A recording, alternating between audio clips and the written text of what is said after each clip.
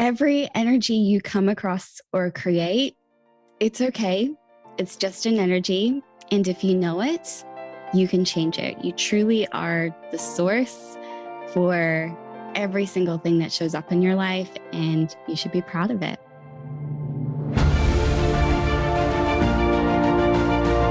Hello and welcome to the Daily Helping with Dr. Richard Schuster. Food for the brain, knowledge from the experts, tools to win at life. I'm your host, Dr. Richard. Whoever you are, wherever you're from, and whatever you do, this is the show that is going to help you become the best version of yourself. Each episode, you will hear from some of the most amazing, talented, and successful people on the planet who followed their passions and strive to help others. Join our movement to get 1 million people each day to commit acts of kindness for others. Together, we're going to make the world a better place. Are you ready? Because it's time for your Daily Helping. Thanks for tuning into this episode of the Daily Helping Podcast. I'm your host, Dr. Richard, and we have an awesome guest for you today, all the way from down in New Zealand, or I guess up, depending on where you're from. Rebecca Hulse is an author, speaker, and creative rebel at heart. She has shown up in places as Thrive Global, Women's Weekly, Small Business Daily, and she is a business coach on a mission to help creatives be successful without being exceedingly serious, to apply the tools that actually fit their purposes, which resonates so strongly with me. As someone who revels in shaking up the realities and limiting paradigms of her clients, Rebecca thrives in situations where the impossible transitions to possible. As a former recording artist and today's contemporary voice for millennials, she has completed her first bucket list by age 20. She's the personification of her motto, "Impossible is temporary," which is evident in her latest book, Rebellious Rituals, which we are going to take a deep dive into. Rebecca, welcome to the Daily Helping. It is great to have you on the show. Thank you, Dr. Richard. That is quite a mouthful of a bio. I know you got a lot to live up to on that. So I want to start by, you've achieved, we're going to talk about this, achieving your bucket list by 20, which most people never achieve their bucket list. So I want to know kind of what started you on your journey. Was this something you popped out of the womb and by age 2 you had your first multinational corporation? What's the deal? No. What kind of got you on the path you're on today? Well, I definitely did have support. I have to give credit there. My parents were personal development and entrepreneur junkies, really. And that definitely gave me an alternative footing to start off from the very beginning. But at the end of the day, I still had to be the one that was creating my life. And so, as a kid, you get asked, what do you want to be when you grow up? And I was really clear. I wanted to be a dancer. I wanted to be a performer. And so I went on that path, and I stuck to my guns and my goals, and I went to it. But my parents, being the smart people they were like, Rebecca, this is great. We love that you want to be a dancer. We support that. But you're a bit of a princess. So how much does a dancer make? And I was like, I know, it's not enough. And they were like, that's totally fine. Just start a business as well. And so I always knew that I wanted to do more than one thing. And, I had the idea of being multi-passionate from the very beginning, but I just went, yeah, I'm focusing on my dance career. And I pushed that to the side. And I started going to dance schools. They were like Russian ballet boot camp, and throwing myself into everything I could to complete and to create this goal. And all of a sudden it got too easy. And I don't know about you, but when things get too easy, I have a choice. I can either destroy everything that I'm creating, or I can find something else to do as well so that I'm not bored, and therefore I can actually, help myself out. So I started researching business and started getting into the personal development side of things. And that kind of exploded everything that went into that bio now. Now, how old were you at that time? About 18. Okay. So most 18-year-olds really don't have the wherewithal to really think about personal development. So I want to then take that a step further. You said something that was really interesting to me, and it's a term I've never heard anybody use, and I wrote it down and circled it. Multi-passionate. Yes.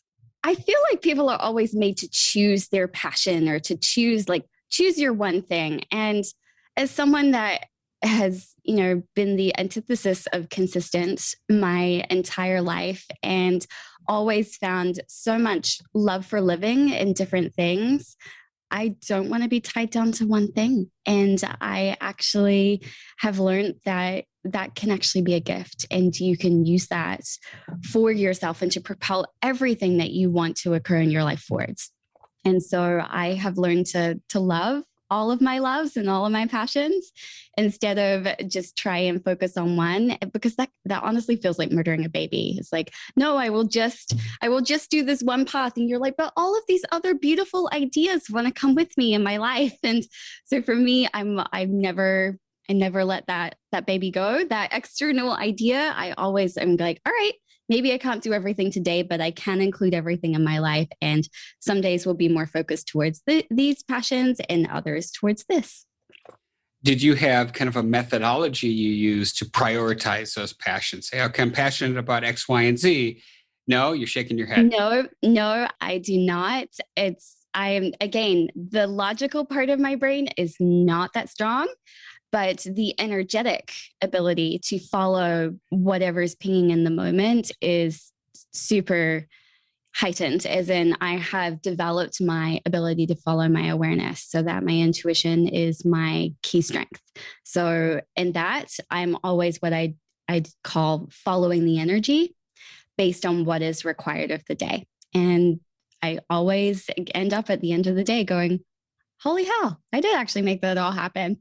So it is working. It's not logical. It doesn't make sense, but it seems to be working for this very inconsistent creator's life. And I think a lot of people in the world today would say the world is a crazy, inconsistent place. So maybe that makes sense given all that. So I want to, because I'm excited about it, and I checked out your website and there was all sorts of profanity in it, and that's very exciting. So rebellious rituals. So what made you decide to write that book? So I wrote this book for the former version of myself. I wrote this book for the yogi that drinks wine, is my example of who it's for. And back, if you picture this 18-year-old performing artist working on a business at the same time, trying to make all of her dreams come true, the tools I had at the time weren't the tools that were working for me, and I did not know why. So, for example, I lived in this gorgeous apartment with my boyfriend, a few flatmates. That's what you call roommates in New Zealand. I'm following you. And I was very highly strung and stressed for absolutely no reason at all. Like, perfect picture of perfectionism coming undone at the sides or at the seams. And so I would sit and I would try and meditate, but I could not make my brain focus. It's made for someone that can empty out their thoughts. And anytime my brain is quiet, that means all the new ideas can come in. So I would sit there and try and wrangle with my head and create some thin veneer of peace. And then I would march down the stairs going, okay, I can finally start my day. And I would see one thing, like a messy kitchen bench, and it would trigger me. And I would have to march my ass back upstairs, sit on that meditation cushion again, and start the whole process. And I was like, this is insane. The only thing that is actually getting better here is my ass from marching up and down my stairs.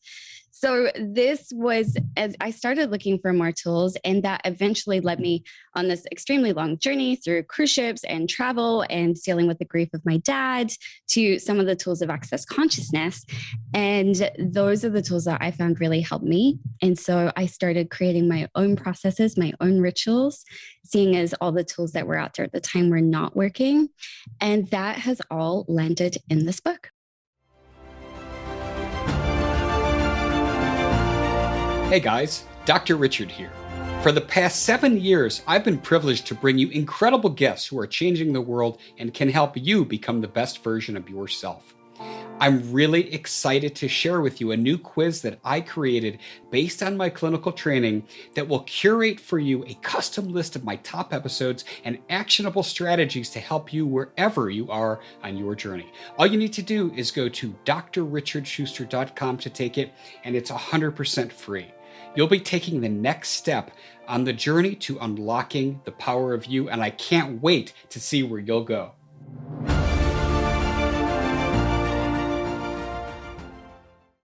So a lot obviously went into rebellious rituals. So Yes. take us 10 years of change. take us on a deep dive. So let's jump in and let's talk about some of these rituals that people can use today to make some changes in their lives. Well, and the first thing that was really important to me was that none of this was pretentious.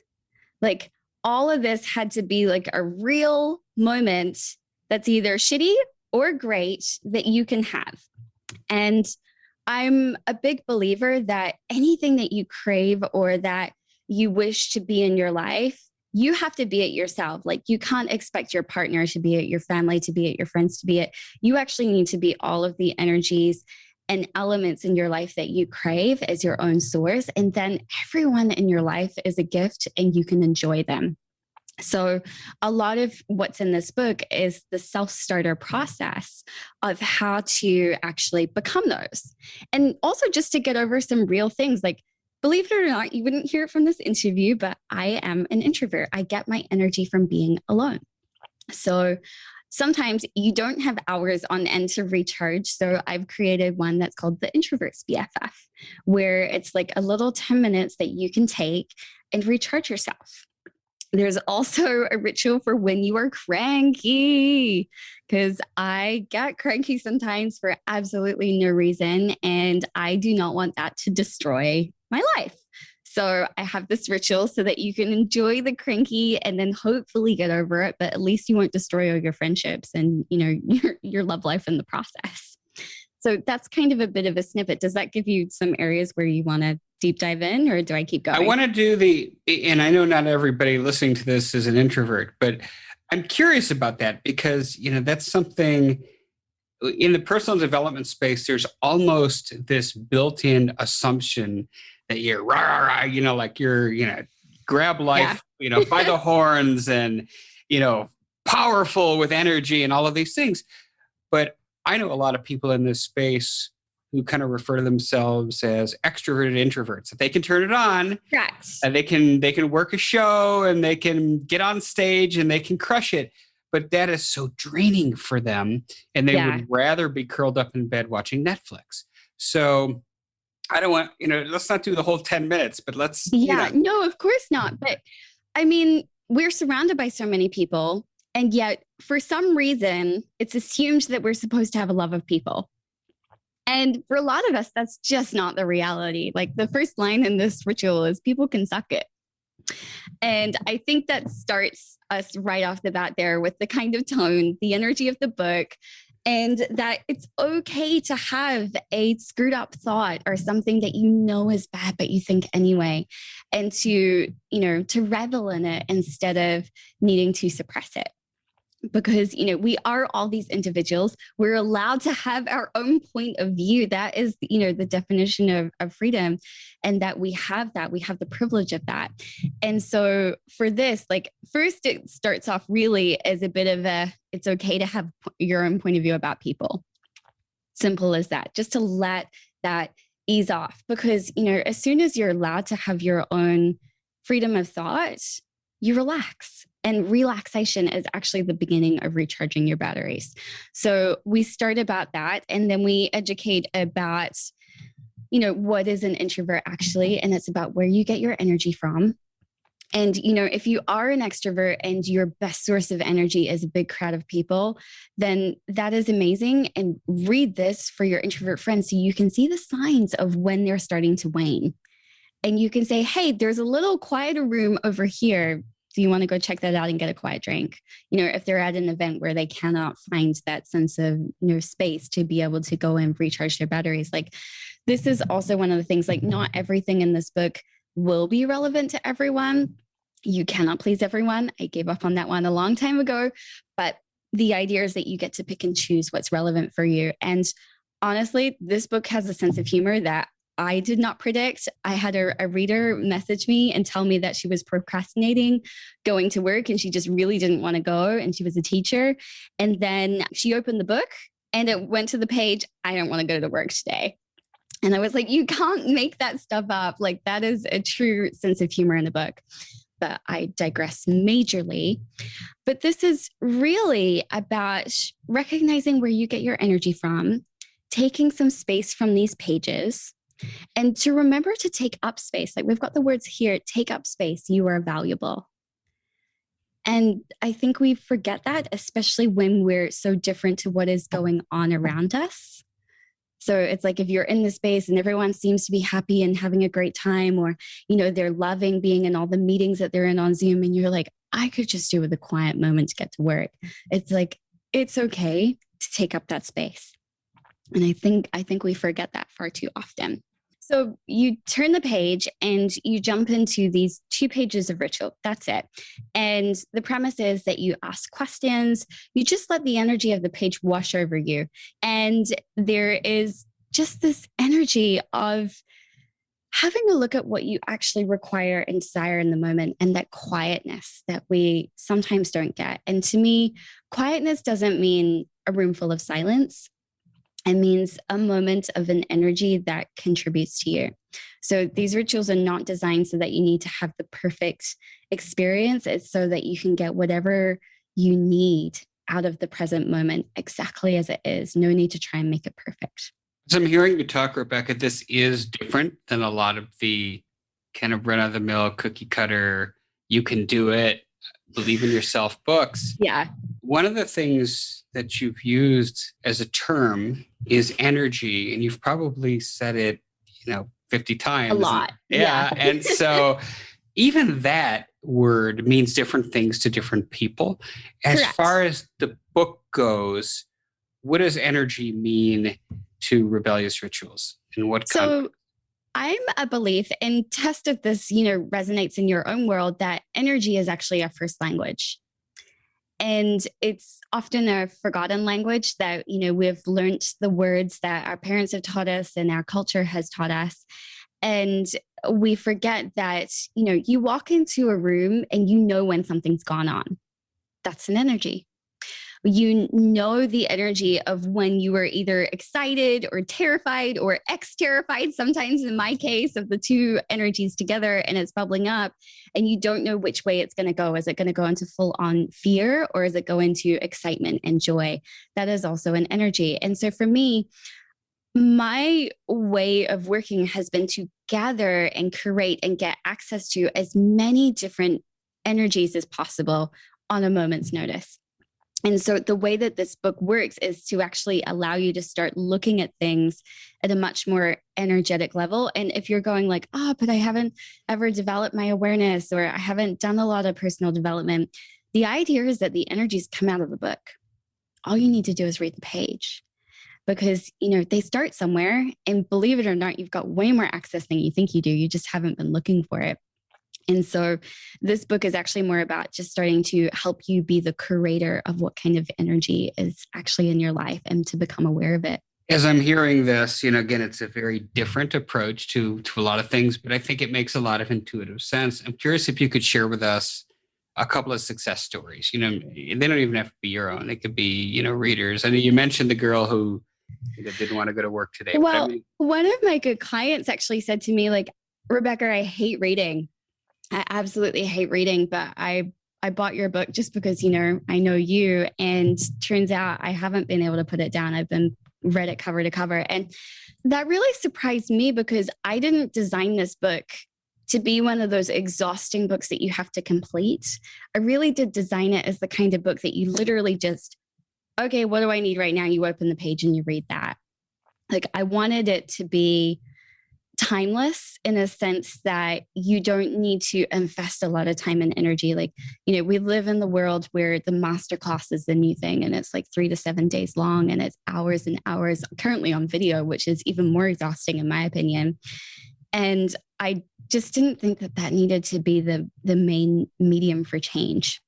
So I was so surprised to hear people reading it from cover to cover, just because that wasn't what I was expecting or designing it for. And so that was a really lovely, heartfelt moment.